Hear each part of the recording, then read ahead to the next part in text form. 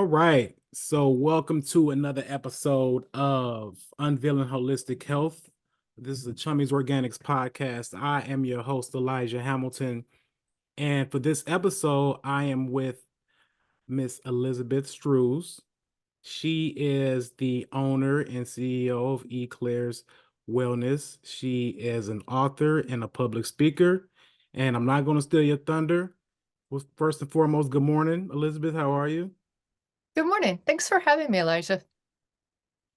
Pleasure for you to have you as well, and thank you for agreeing to do the podcast. I thought you were a really good candidate for the podcast. You have a very intriguing and inspiring story. And before I jump right in, why don't you tell the audience a little bit about yourself? So I am a hairstylist and a massage therapist by trade. And one of the things that happens when you're both of those things is you chat with people and you learn a lot from other people while you do it. And so that's just tripped at me into all the other things that I do and that I like to play with. But I think the biggest thing is I love working with creative and healing folks because they have so much to give that if they could, they'd just give it all away for free. And I try to work really hard on making sure there's a harmony in there.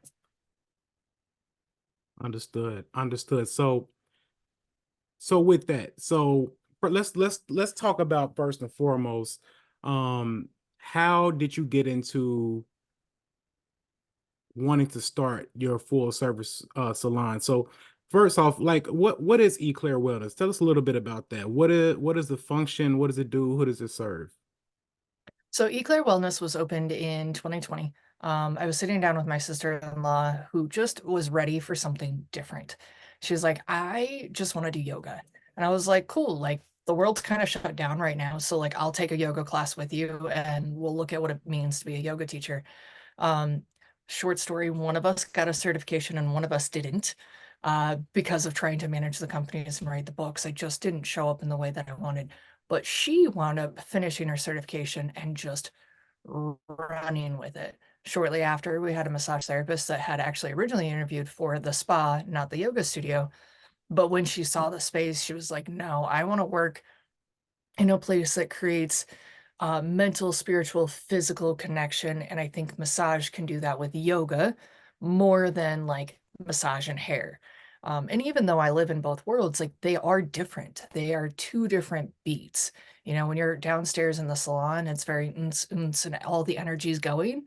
And then you walk upstairs and it's very more like I'm gonna say woo woo, just to be honest. Like it's a little bit softer and there's a lot more crystals and we play different music. And so with the two of them, wellness just kind of gave it itself life. Their favorite catchphrase is wellness begins with we. So creating a community where like, yes, you live in your body and yes, you are the one making the decisions for your body, but we can't do it alone. It does take multiple people working together to be able to live in a way that feels good. No, I like that, and that's interesting. I've been to quite a few different salons and spas, especially when I started out with Summers Organics, trying to get our product in certain places. And I've seen a lot, but yours is different, you know, um, based off what you just said. So how do you incorporate like alternative medicine, holistic healing inside of what you guys do? Like tell us how does that set you guys apart from others? I think we're a little bit more raw and a little bit more honest. I know a lot of times people come up and they're like, "Oh my God, I would love to do yoga. I'm not strong enough." And we kind of have a conversation that just starts with like, step back a little bit. Yoga should be about whatever your journey is. And I think alternative medicine is a lot of that. You have to figure out your own journey. Like you and I have had several conversations that we have ripples in our journey that may be the same, and we've come to some of the same outcomes, but we haven't had the same lived experiences. And so Right. within our company, we have a lot of those same conversations. Um, for example, there's a gentleman that comes, we got a text message when he could finally tie his shoes. Like, it's not so much about like how much you're able to lift, it's more about how much you're able to live. And we use that through, I mean, we have Chummies Organics. We believe in CBD things. We learned a lot about it from you. But we also believe in trying things until you get the thing that feels good. And I think a lot of alternative medicine is try what feels good to you, but also sticking with it long enough to actually see if there are results. I think it's a little harder to go into the space you and I live in because it's not as talked about as often. It's not as loud, it's not as in your face. So you really have to be able to check in with yourself first. No, that's true because we live in a world of instant gratification and people want results really quick. So it's easy to just go and say, "Hey, I got a headache. Let me take this Tylenol." Or, "Hey, I got, some back pain or knee pain. Let me go take this, whatever, right? Whether it be a Vicodin or something that get prescribed for." But, I definitely agree with you in that regards because I think that once you do get to a certain point, you maybe age may be the case. I'm not sure. For me, at least, it was is that you want to start learning like your body because our bodies are amazing. They do some amazing things, and if you take care of it, you will actually reap the benefits of it, of long living and your diet and things like that. So yeah, I agree with that. And I think that's something that we as a people, you know, globally have lost, right? And I'm not about to throw no shots at no, big pharma or nothing like that. I'm just saying that sometimes we do get away from that. So now, I think there's got to be room for both, but it takes due diligence and it takes time. And in this world that's just ramping up to do so much more, like time really seems like the ultimate healing tool that we just tend to ignore. And that's where alternative medication really is different, is like you have to be consistent. You have to have time with it. And if you don't do those things, it won't work. It's interesting that you said that about age, because like the two things I learned from the military, like I did a lot of stupid things at 19. We don't need to go down that rabbit hole today. But what the military did teach me was that if I thought I couldn't do it physically, I could. It is a mental game. And when part of the reason I got into the alternative health journey was at 19, I was going to doctors and they were like, yeah, so you're going to need back surgery. And I was like, okay, but what does that look like? What are you going in to fix? And A, they couldn't actually answer me. And B, they were like, well, once you start this journey, you'll likely be getting surgery every 5 to 10 years as we can check in on it. And I was like, mm-mm, I don't I mean, making stupid decisions is one thing at 19, but like nothing about getting back surgeries for the rest of my life sounded good. Like no. there was nothing enjoyable about that. And so I actually went to a chiropractor and I was like, what are my other options? And they told me the smartest thing they could have told me. Adjustments are great. They said, but if your body isn't strong enough to heal itself, nothing else you do will work. So that began my gym journey, which got me out of the back surgery, which got me into the food journey, right? Like there were so many other ways that I've been able to heal.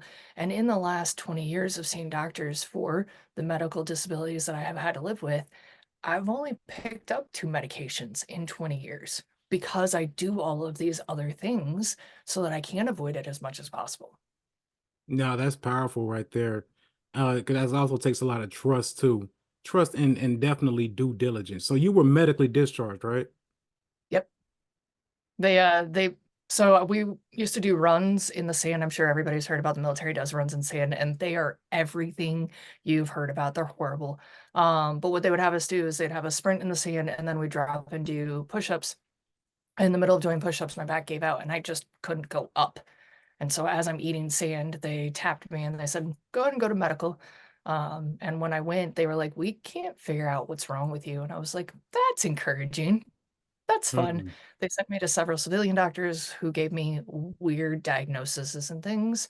And then I fought to stay in because I had my packet in to be an officer. Like that was supposed to be my life. I was supposed to be in the military. That was where I was going to do good. Um, and short story, they denied all of my paperwork and all the proceedings, and I came home. So what were some of the diagnoses that they gave you? So this was in 2005, 2004. I came home in '05.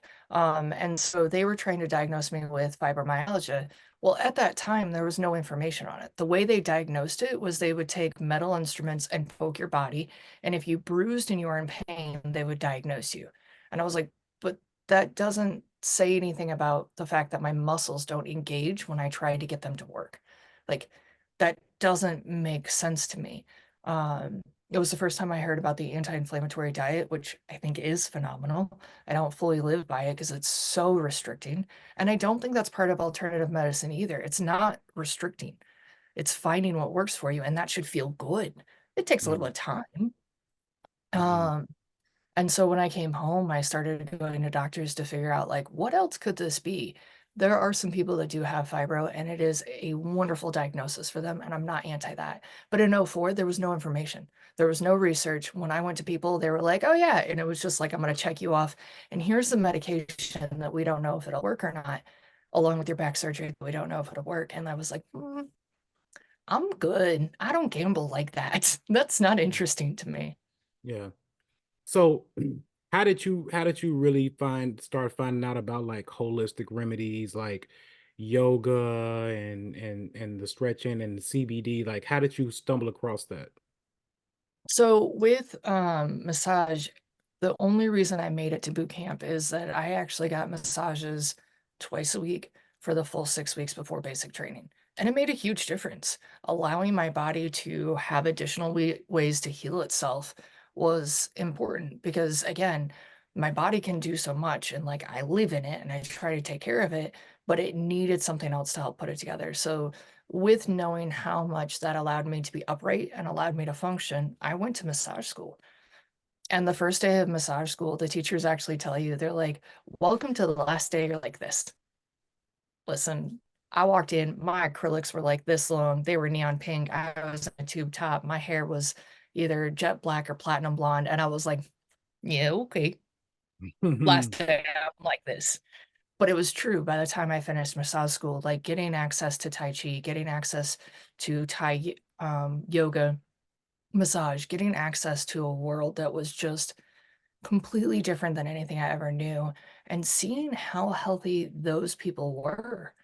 Like, they didn't walk around with aches and pains, and they were happy. Like, we're talking about this from a health perspective, but, like, can we also talk about the happy atmosphere?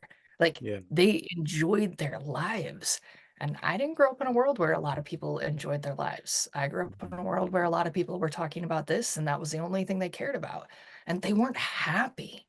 So I think I tripped into it with the massage school experience, and then also getting to put two and two together of, like, I could be healthy and happy if I went down this path. Now, Mhm. yoga is completely my sister-in-law's fault, and she knows that. And every time I introduce her that way. But it's been the most beautiful experience we could have ever gone on. You know, the first time I did yoga, I used to do what's that workout video that everybody was doing like in the early 2000s? It was something X. What was it? Yep. I cannot remember the name of it, but I know what you're talking about. Uh oh They would send gosh. you the free DVDs if you signed up Yep. for And the guy, 19.99. I remember the guy's name was Tony or whatever. Yep.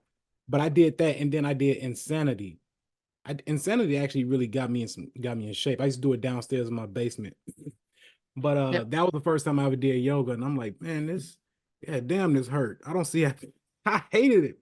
But I was able to do a lot of the moves after like after 3 months, I was able to do stuff that I didn't even think I could do. Like I could put my knees on my forearms and hold myself up. And I'm like, dang, I could do this. And it does make a world of difference. And I know a lot of professional athletes in the off season, they do a lot of yoga to keep themselves nimble. And I know it's more so than just physical, but it's also mental too. So yeah, Yeah. but hot yoga, people be saying they be doing that for 2 hours straight. I'm like, man, that's some mind over matter right there. I'm not gonna say I can't, but it's extremely difficult though. But I know it's a lot of benefits to it. We actually don't offer any hot yoga because the world that we want to create does link more of a spiritual and body aspect. So we've kind of zigged when a lot of people are zagging when it comes to yoga. You know, when we open the space, like I used to travel New York to LA and listen, when the chick with a mohawk and tattoos walks in, yoga studios don't really like swing open the doors for you. It's a little bit more like, are you sure you're in the right place? Mm, You did say yoga, like when I walked in, right? Like it was not a welcoming atmosphere. And so we had a lot of conversations in the beginning about like, I want people to be able to walk in nervous and leave empowered, even just after one session, even if they couldn't do these really cool things that we see all over Pinterest. I want them to walk out knowing that like we have their back. We know it's weird to start something new. And like alternative medicine is a lot of new things. Like I'm going to ask you some crazy questions because nobody else has asked you them. They're not right, irrelevant. They're just different because they're new. And we brought on another yoga teacher, and they really started working with us on like the 8 limbs of yoga, which includes food and mindfulness. Like it's mind blowing how deep this culture that has been around for eons knows more than some of us do now, even though it's been around forever. So we've been working through to like walk that back and then also allowing that like you and I are two different physical spaces, but can we get the same thing out of class? Like right. whatever it is that we look for. And that's been, I think, the hardest thing for us to be able to do because we're not like other yoga studios. We're not interested in making people sweat. You might, but like that's not our goal. Um, and to your point with athletes, I think for a lot of athletes, it's helpful because it's the only time that they get real time with themselves. Like they're not so focused on working in the team atmosphere. And I think as an athlete myself, like you have to have both, right? There's kind of a harmony that has to happen within that. Yeah, absolutely. So we're going to pivot for a second. And, you were very transparent in saying that you've overcome addiction. Yeah. And tell us a little bit about that, how that happened and how you overcome it. Because you said once you really start tapping into like the holistic side, that really helped you. And that's something that could really help a lot of people who are struggling with that. So when I came home from the military, I was really lost. Like you go in and you go to basic training and all of a sudden you have 80 of your best friends. Like it is the coolest experience. And even if in those 80 people, somewhere in the ecosystem, there's somebody you don't jive with, there's enough people that you'll find the 4 people like you really enjoy. And then when we went to A school, it was the same thing, but it's 3,000 people on a base. So I went from this world where I wasn't attached to my family and I could be myself to back to being attached to my family, not feeling like I could be myself, trying to work overnights at McDonald's just to pay for a cosmetology school, sleeping on the benches at school.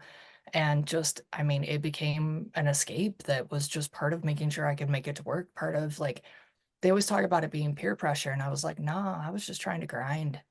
Like, I was just trying to make the next level of something happen. Right. Um, and as something that happens with an addiction, you try to think that you can sell the things too. And listen, that was the worst business experience I've ever given, or had, because I'm really bad at it. What got me out of it, honestly, was probably my kid and looking at my team and being like, I don't ever want to show up and be that boss because people know something's off about you, but they can't figure out what it is, right?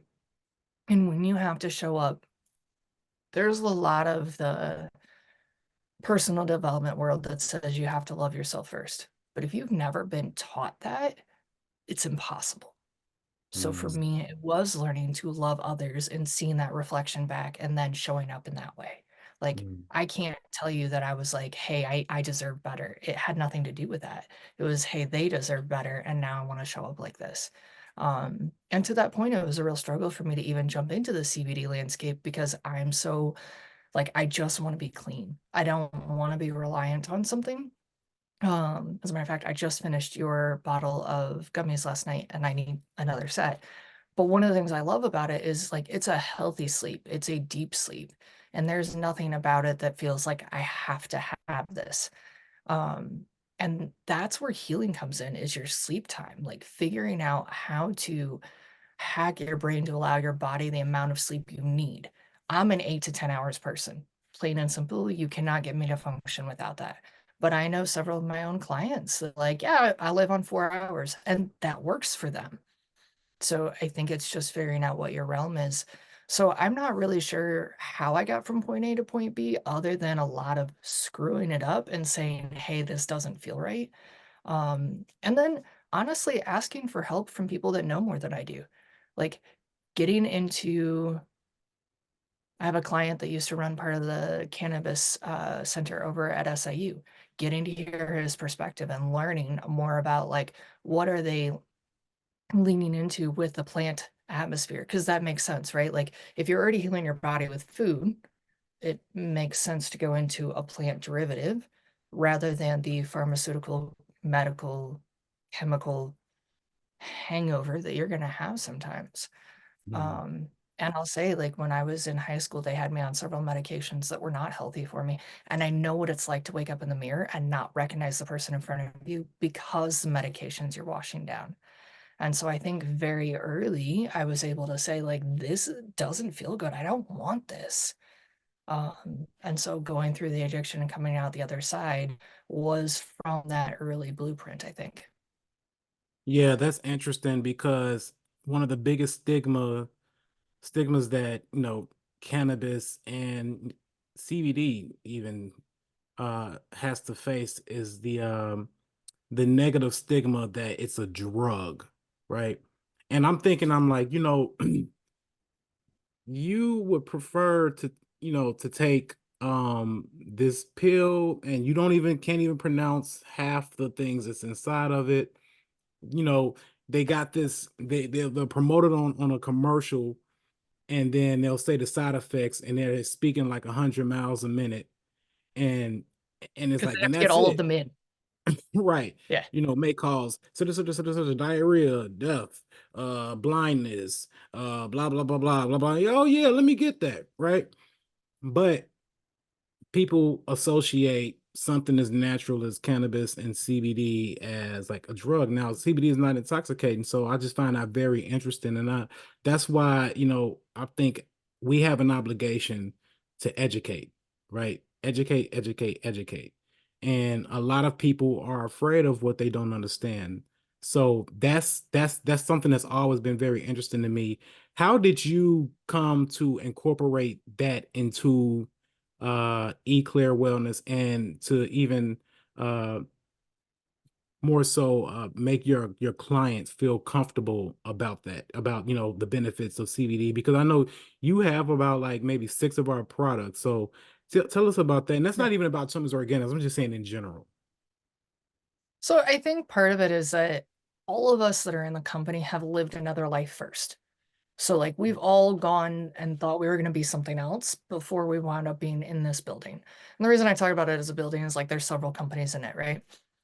And I think when you've lived another life, it is a lot easier to look at new things through an honest lens, right? You're able to look at it as what it is. And I think I'll back up a little bit. One of the things for me is like I was never addicted to smoking pot. Pot was not my thing. It makes me want to climb a wall. Well, now I know that's because I'm neurodivergent and it unwires me in a really unhealthy way. So like I never looked at CBD as an option because I didn't like pot. Well, it took education to learn that they are not the same thing, right? Like one is about being able to take time and get high and escape from the world. And for those that enjoy that, I'm not mad at it, but it is not what I wanted. And understanding that within the CBD realm, there's what, four different types within the CBDs. Yeah, you have full spectrum, broad spectrum, and then isolate. Okay, so you have so many different options, and being able to start having conversations about like, I do not want to feel different. I need to be able to do this for my body and ask those questions really allowed me learn a lot more, and then teach my team to have those conversations as well. So I'm amazed at how many people really don't think twice about the CBD products within our company. The only two types that we have that are a little hesitant are our military folk because they have really strict guidelines that they have to work on. And I think because of that, they are unable to see into what it could be and their test outs and things like that. And I'm not going to convince anybody into something that they're shut down Mhm. on. Like Right. you won't get past that wall, right? Yeah. And the other one is just nurses. There are certain nurses that, based on their scope of practice, just cannot get their mental brain over it. But outside of that, most people are actually really open as long as you listen to them first. Yeah. right? I got to listen to what you're talking about before I can tell you what is going to be helpful. Because sometimes, like CBD gummy is good for me, but I might prefer I'll just use your stuff as an example, but like the cooling roll on is way better for my wife's neck. Like she's got massive headaches. That works better for her every day of the week than me giving her a gummy, right? So part of it is if we're in the alternative medicine world, alternative health world, we have to do a better job of listening than big pharma. And Mhm. sometimes I don't know that we do. Yeah, no, that's that makes a lot of sense too. And one of the things is like you're right. You should never try to convince anyone. I've never tried to convince anyone. I've always said that, when it comes to CBD, it doesn't, we don't sell CBD, we just educate people on what it is, and it kind of just sells itself. Right. I've had people come up to, me and it's like, all right, so what should I take? I'm like, that's not how it works. Right. That's like going to a doctor's office and saying, "All right, what drug should I take? Like, what's wrong with you? First off, what are some of the things that you're experiencing?" It's not like a cure all, and you do this and do no. It's a conversation, and it's finding out what works for you. So, yeah, thank you for clarifying that. Something I just want to add to that only because I think it's pertinent. One of the things that I think we have to do in this landscape we're in is make sure that our professionalism shows up first. Because the reason doctors hear more, and notice I say hear, not listen, because I don't know that they're equal. Um, but the reason they hear more is because the world at large sees them as professionals and immediately trusts them. We got Mhm. to work a little harder to build that trust. And some of that is just asking more questions and listening before giving an answer. And I'll say the first time we met, like, you asked me 100 questions. It was wonderful. I felt very seen. I very much enjoy being able to have those kind of conversations. For some, it's not as beneficial because I'm going to turn around and ask just as many questions because I'm a very curious human. But I think Yeah, that curiosity is what removes judgment. yeah, absolutely. You want to know who you're dealing with. That's key. That is key. So, so it's so much more to you, Elizabeth. And one of the things is that you're a public speaker as well, and a very good one at that, I might add. So, with public speaking, what encouraged you to really start, getting out there public speaking, and what are some of the things that you do talk about? What are some of the topics that you really, discuss, when you're speaking to your audiences? So the first part of that is I think those of us that have made it somewhere in life, and notice I don't say successful because I think that metric will always get pushed out for those of us that are hungry to make change, right? But if we've made it somewhere, it's because someone has helped us in some way. And it could actually be people that fired us and told us no in a really wrong way. And we're like, bet. And we flip the script, right? So, Mm, like, somebody has always helped us. I remember being in beauty school and there was an educator that came in, and the way that they were able to speak to a room and light a fire under everybody blew my mind. Now, that person said that they were reachable. I never spoke to them again. They never responded. But that was also a land before social media. So, like, getting access to people was harder, right? And so I knew in beauty school that, like, I wanted to educate hairdressers. I knew that I wanted to get out and do that. Well, I started educating hairdressers. I started becoming sober. I'd had some time in opening a company. I had started talking about opening the next company, buying the building, and realized that I had collected a lot of data. So a lot of what I like to facilitate, and people call it public speaking, and that's fine, but I would say I like to facilitate a room. I want to see where the energy pockets are. I want to see where the hot pockets are. I want to see where people are spicy, like they don't believe in what I'm saying and find a way to change that. Like I love that challenge, right? And a lot of what I try to make sure that we get out to people is I want to teach whatever the conversation needs to be about. And then I just want to drop little morsels of like TEDx in it.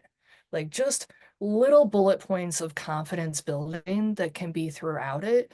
Um, so it allows me to teach a lot of sales and retail things. But at the end of the day, if we're not confident about what we do, nothing else matters. So I've taught everything from haircut classes to color classes to personal development classes.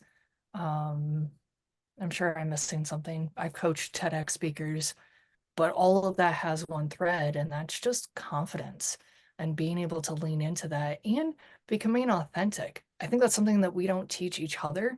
And when we find a way to do it, the world is just like blown away that we could be vulnerable, authentic at the level that we do. And for some of us that live more of a hard knocks life, it was like, yeah, but that's called survival. Yeah, that's true. Now you mentioned team building, and Mhm. I know that you manage employees, um, and from different walks of life.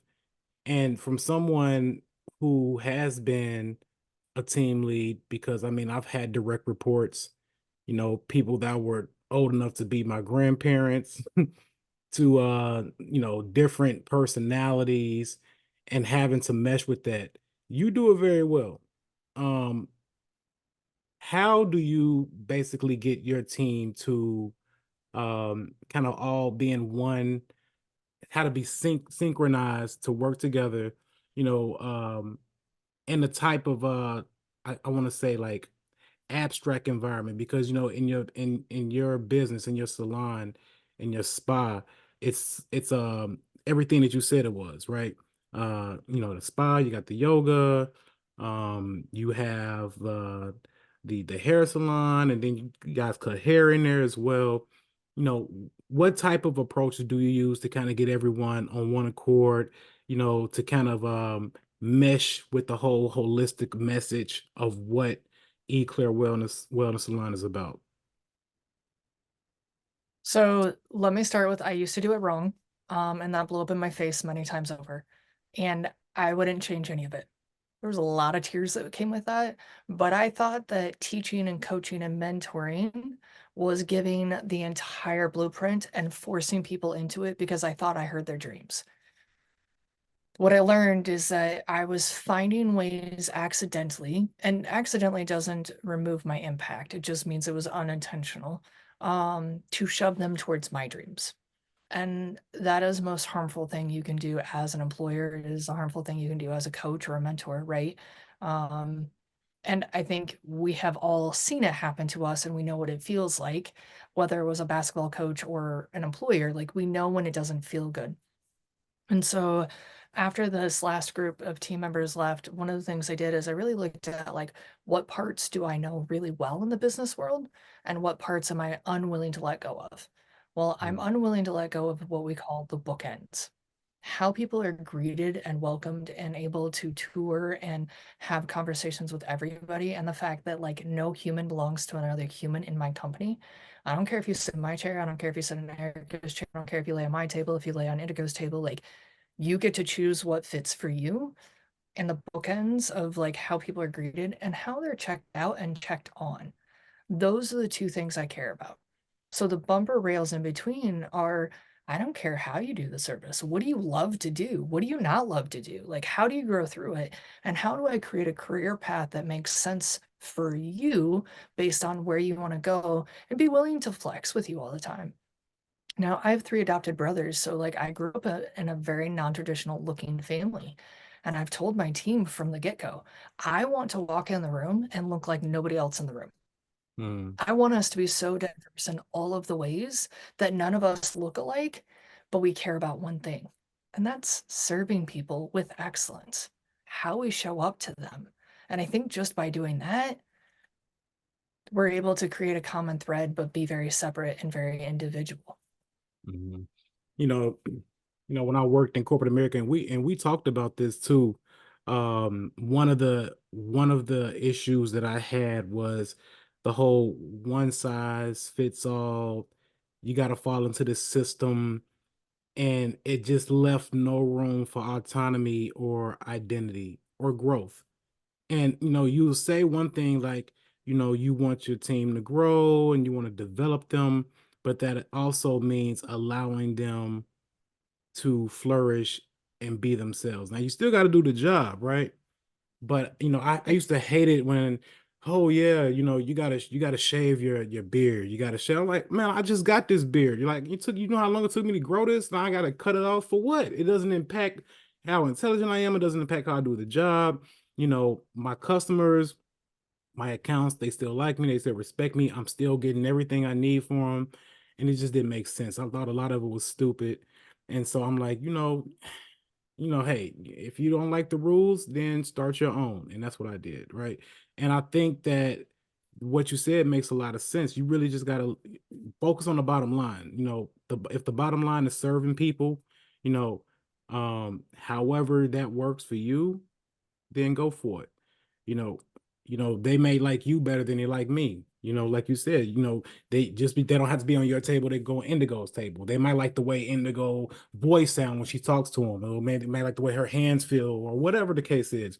So I think I agree with you in that regards. Like, just kind of let people be themselves and it all kind of works together because nobody wants to be like, feel stifled or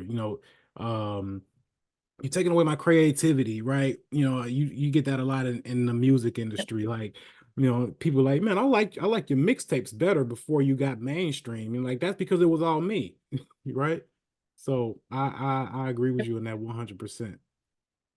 100%. So, you Well, know, and I think if we're gonna hire people, we've got to let them be them, right? Like, and whether we're hiring them or we're working with them as independent contractors, like it doesn't matter to me. Like, if you and I work together, I'm gonna throw ideas at you just because that's who I am. I don't care if you take them and run. If they're helpful, great. If they're not, fine, no big deal. If they're offensive, tell me. But like mhm, outside of that, like just run. And I think the greatest thing we can do in alternative health, in business, and in being a service provider is be willing to give ideas and thoughts when people say they're willing to receive them. mhm. Yeah, that's why I like talking to you, Elizabeth, because we every time we talk, we always kind of veer off into something else, but it's still so captivating because right now we're a little bit off the holistic side, but I appreciate it though, and for the listeners, hey, you can learn something from this, right? Because it's still holistic because this conversation is organic, right? So hey, that's what the meaning of it is. And that, I So, mean, that is the beauty of organic, right? Is like it's not controlled. It's exactly. removing all of the extra filters and all of the crap and all of the things you can't pronounce. Like Hmm. it's removing everybody else from the conversation. I Yeah, think that is the most organic thing you can do. I agree. Now, I want to talk about, the your author side. Again, there's many sides to Elizabeth Strusz. And one of the books, you have this series called Tenacious, right? This is your Tenacious. This one is Tenacious Business. Talk more about, Yep. the books that you've written, and you have what about six or seven books that you've written? I wish. So the book that you're holding is the three business books together. And one of the things that I find is when we're on the business journey, we have three parts. We have the build the business, the create the business, the file the LLCs, find the CPA. What do we want to be? Like that's building the business, right? And it's the most exciting part because we get to live in our brain. We get to watch this brain just kind of come out and create things, right? Mm, So that's building the business. That's the first book. The second book was born because I had a mentor company that I kept saying, like, I can get from A to B, but I need the carrot. I need to understand why. I need to understand, like, what is my purpose? What am I doing? And no matter how many times I asked, they would just kind of, oh, you'll get it. Oh, you'll get it. Listen, leadership is not natural to me. I'm loud, which has put me in management positions, but that doesn't mean I was ever leadership material. I'm mm, also really willing to be held accountable. So people think that because I'm loud and I'm willing to be accountable, that I should lead people. And that is not actually true. So the second book was leadership. How can we talk to people? How can we show up for people? How can we guide them? Those were things I didn't know how to do. And when you go to leadership books in Barnes and Noble, honestly, none of them look or think like me. None of them have been through the adversities I have. So I don't really want to hear about what you have with your 805 credit score. Like, that's great. I don't have that option. Um, So creating a leadership book that's just a little different. And then service providers are different, whether they're in the restaurant industry or yoga, they have to show up to people. And there's so much pressure to, you have to leave everything at home when you walk in the door. That's not reality. Mhm. It's just not possible. My kid's homesick. I'm gonna have a part of my mental wheel working on my kid being homesick, right? Like that is just who we are as humans. Mhm. So removing some of the power and pressure in leadership so it becomes about serving people, I think is really powerful. And then the third book is living. Listen, I've worked since I was 12. My first paycheck was when I was 12. I only know how to work. Learning how to live was harder for me. How do I make sure that, like, when I close my laptop at the end of the day, I'm with my family? And I'm not always successful, but I trust that my wife will call me on it. Sometimes she waits a little bit, sometimes she doesn't. But like, have one person in your cabinet that can say, like, you're working too much. But don't let everybody else come at you with that, because if everyone tells me I'm working too much, I'm going to accidentally listen. And then I'm going to forget my mission and I'm going to forget my vision. Mhm. I enjoy working. I do a lot of things because they work in all the different parts of my brain. They allow me to be multifaceted, but there's still a place to go find joy and live. And that's the third book. And a lot of what I talk about in the third book is like, I'm going to give you examples, break them, fuck them up, so that Yeah. you can figure out what way of living works for you. Because I think for so long, we've had all of these professionals and coaches tell us that this is how we do it, but that doesn't work for everybody. So those are the three books that are in the one that you just showed. And then there's a workbook that goes with it that by the time you finish that workbook, you have a blueprint for your business, a blueprint for your leadership, and a blueprint for your living that is 100% yours. There are photos and graphics and all of the fun things, book recommendations to be able to make it so much more than just listening to an author give you information. I actually calculated the hours. By the time you finish that workbook, you will have put in close to 10,000 hours of reading books, learning about yourself. And they say at 10,000 hours, you're an expert, Mastery. right? Yep. Yep. So, like, you want to get really good and hone in on who you are, fill in the workbook. They're great together. They don't have to be together. I think my big dream is I would love that libraries had access to these everywhere so that people that couldn't afford them could absolutely get them. Like, I don't want these to be something that I just created and then dies. Does that make sense? Because Yeah. I, in the beginning of opening my business, listened to every YouTube podcasts weren't really a thing yet, but every YouTube video I could, I got a hold of every book I could, and that's all in those books. There was one year I read 125 books because I was hungry. I wanted that other side. But where do you get that information from? How do you get those recommendations? They're all in there.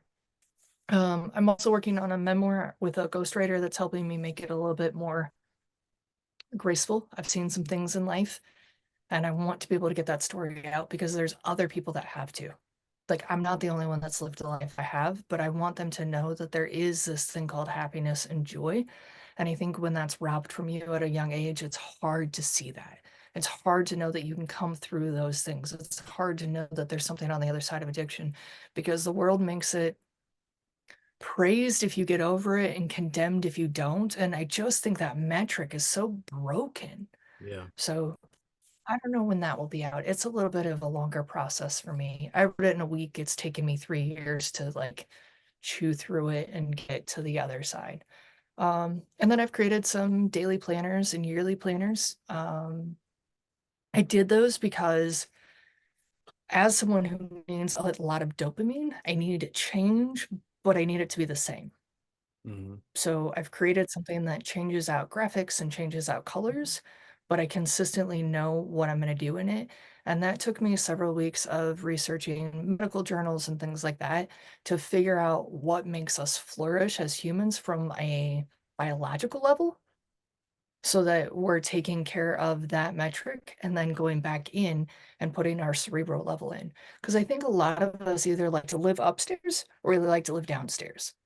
And finding a way to blend both, I think, is where this alternative health world that you and I live in is really starting to hone in. Like, you have to find a way to merge them both. So while it's a daily planner, it's also about growing your financial dollar, growing your mental dollars, and honestly growing your body to a place that they all harmonize together.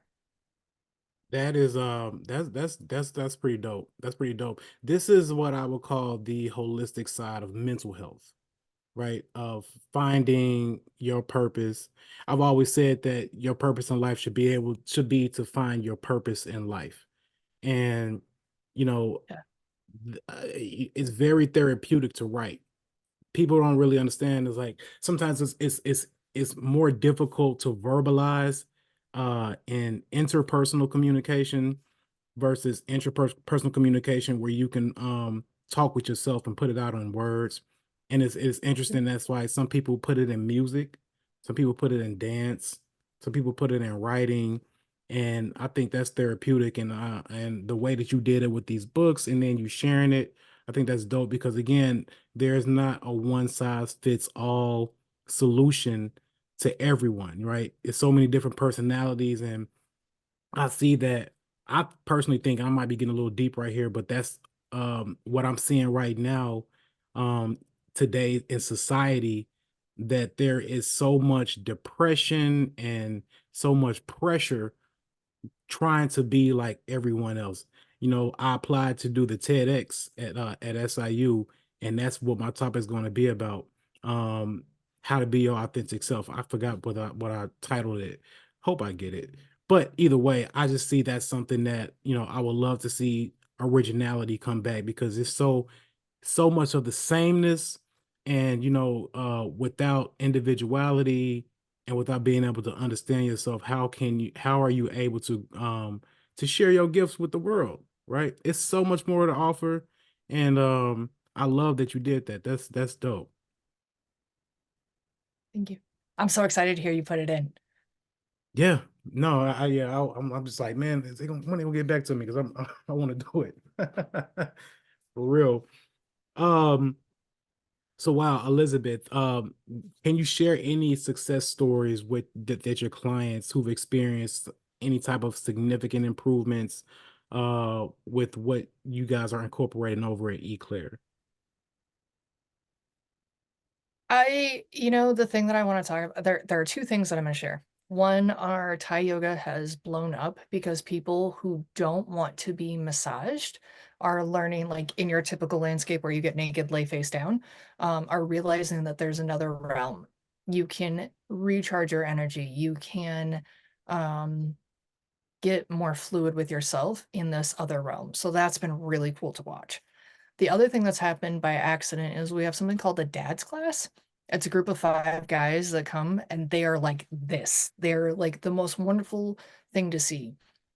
And what I see from it is like, even when they have a bad day, they're still showing up because the community that's in front of them. Like, that's not a physical change that I can tell you about, but it is so cool to watch the community change that happens with that. Now, some of the side effects that we're seeing is like we get text messages about people that can put pants on that they didn't used to be able to put pants on, like that they used to be able to wear, being able to touch their toes and being able to tie their own shoelaces. And those are things that like I don't think I think about that often. Like being able to bend over and tie your shoelaces is important. And there is a if you can do it, you don't think about it. If you can't do it, it detracts from your confidence, right? Like, can you imagine being a human that can't do that? That doesn't feel good, especially Mhm, as you go through the aging process. mhm. People that can walk upstairs again.